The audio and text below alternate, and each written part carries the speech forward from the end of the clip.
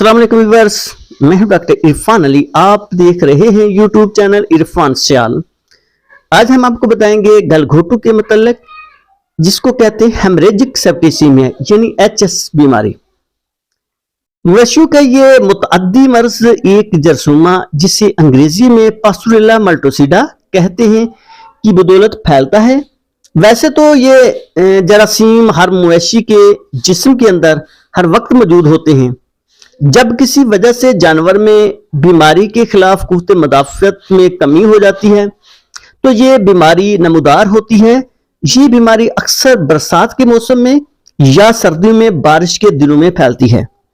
काम काज और सफर की थकान की भी बीमारी पैदा करने में मदद करती है। छोटी उम्र के जानवर बड़ी उम्र के जानवरों की निस्बत जल्दी बीमार होते हैं।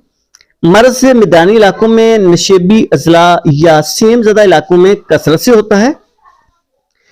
अलामात इसकी के शुरू में कुछ जानवर बीमारी की अलामात ज़ाहिर किए बगैर मर जाते हैं। मरीज जानवर को तेज बुखार होता है, नब्ज और सांस की रफ्तार तेज हो जाती है, आंखों और नाक से पानी बहता है, गले और जबान की सोजिश हो जाती है, गले के नीचे वरम हो जाता है और जानवर सांस लेने में दिक्कत महसूस करता है। सांस लेते वक्त आवाज पैदा होती है। दम घुटने से मौत वाक़ई हो जाती है, जिसकी वजह से इस बीमारी को गलघोटू का नाम दिया जाता है।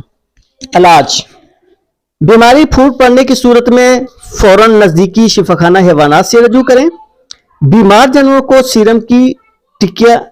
सीरम का टीका लगवाना चाहिए। इसके अलावा सल्फामेथ्रिन सोडियम 33.33%, ऑक्सीटेट्रासाइक्लिन, टेरामाइसिन या सेट्रेप्टोमाइसिन का टीका लगाने से इलाज किया जा सकता है, जो काफी मुअस्सर साबित हुआ है। या हर 2 घंटों के बाद टीका दोहराना चाहिए। इससे सेहतयाब होने के अमकानात बढ़ जाते हैं। बीमारी से हिफाजत के लिए तमाम सरकारी शिफाखानों से जानवर को मुफ्त टीके लगाए जाते हैं।